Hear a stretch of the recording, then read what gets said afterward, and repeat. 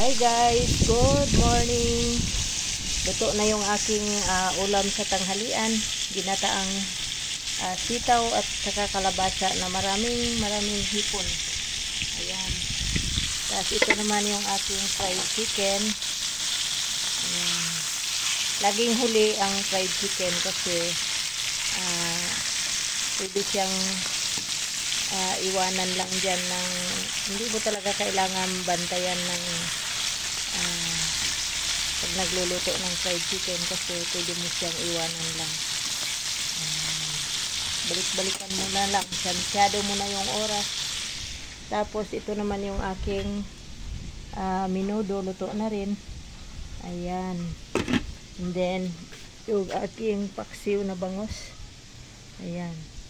Yung ano naman, nilaga naman, gulay na lang din ang kulang nun guys. Maluluto na yun.